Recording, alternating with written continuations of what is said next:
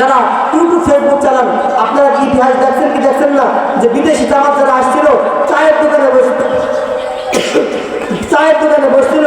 আমরা তো কাদিয়ানি গ্রুপ বলি না, সাদিয়ানি গ্রুপ। এই সাদিয়ানি গ্রুপ যারা, এরা কিছু বিদেশি মেহমানদেরকে চায়ের ভিতর বিষ দিয়ে খাওয়ানোর প্রকৃতি করেছিল। করতে কি করেছিল না বলেন? এটা ধরা খাইছে কি খাইছে না বলেন? মিডিয়ায় ভাইরাল হয়েছে কি হয়েছে না বলেন? আসলে ভাই এই সমস্ত কথাগুলো ইউটিউব চ্যানেল যারা, ইউটিউবার যারা, এরা এইগুলো ভাইরাল করে না। ভাইরাল করে যদি মোহাম্মদ কিছু বলে, সেটা সাথে সাথে ভাইরাল। ইউটিউব যারা ইউটিউবার বা ফেসবুক ইউটিউবার যারা, এদেরকে দৃষ্টি আকর্ষণ করছি, যারা ওয়াজ মাহফিলে ভিডিও করেন, এই সমস্ত ভাইদের দৃষ্টি আকর্ষণ করছি। এরা আপনারা মূল কথাগুলো পয়েন্ট করে করে আপনারা ছোট ছোট করে কানে ফেসবুকে ছাড়বেন।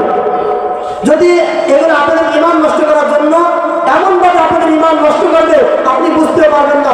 আপনি একটা জিনিস দেখবেন, ভণ্ড গ্রুপ যারা ভণ্ড গ্রুপ, এরা আপনার সাথে খুব বিনয়ের সাথে কথা বলবে, আপনার কাছে মুসাফা করবে, আপনাকে কাছে কোলে বসাবে, তুলে নেবে, আদর করবে, চুমু খাবে, মুহাব্বত করবে। এই মুহাব্বত করার পরেও আপনি দেখবেন, আপনি মনে করবেন যে হায় রে, এই লোকটা এত সুন্দর মানুষ।